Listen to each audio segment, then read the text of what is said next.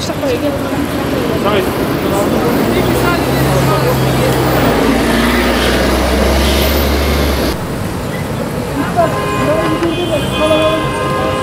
geçin arkadaşlar, seri bir şekilde. Seri bir şekilde alalım.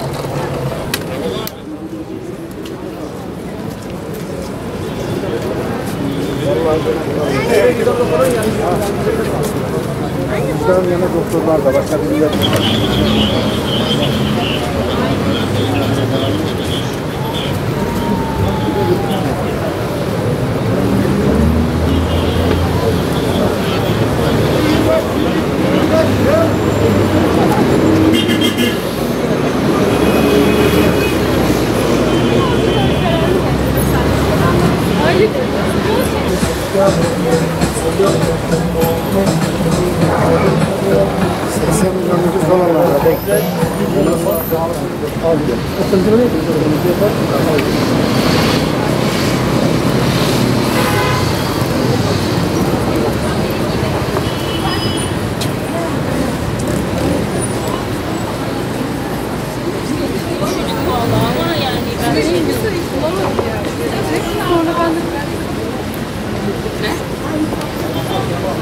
Çok hızlı.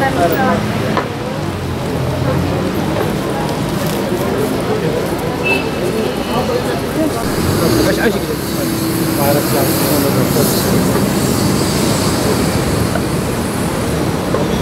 İn aşağı doğru yürü. Polisler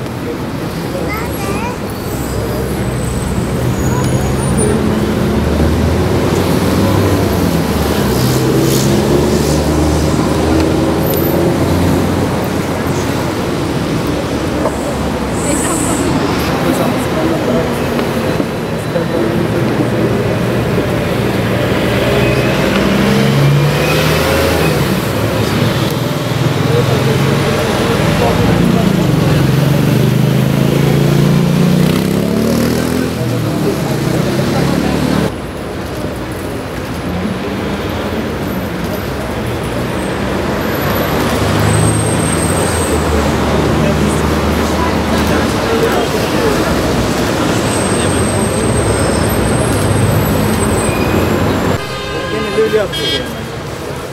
Cami tarafı değil.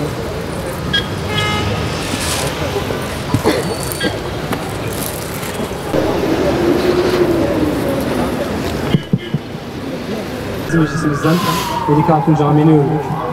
Katılan bütün kardeşlerimize Allah razı olsun. Hepinizin ayağına sağlık. İnşallah şuurumuz.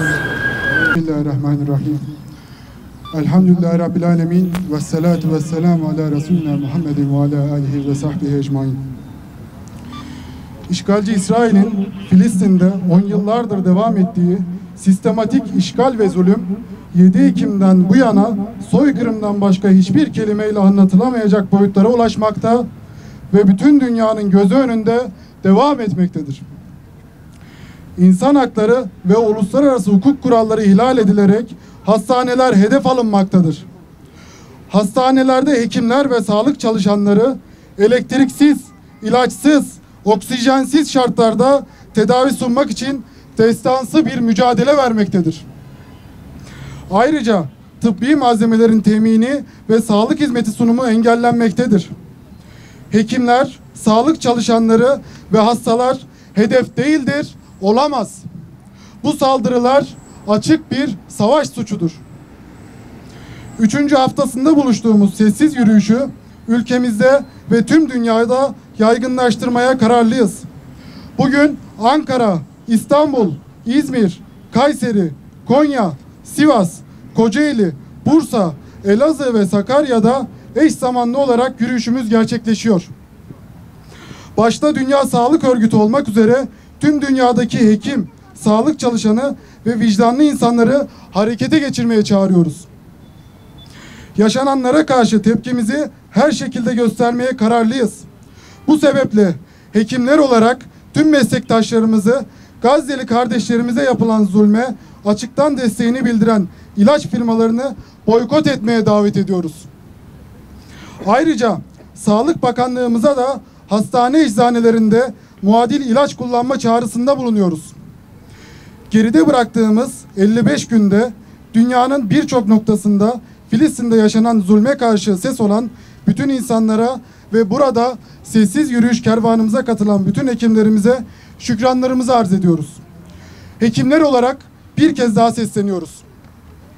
Kanıksamayacağız, normalleştirmeyeceğiz, sindirilmeyeceğiz. Sabırla ve azimle hekimler olarak zulme karşı dur diye haykıranlar olacağız. Allah razı olsun hepinizden.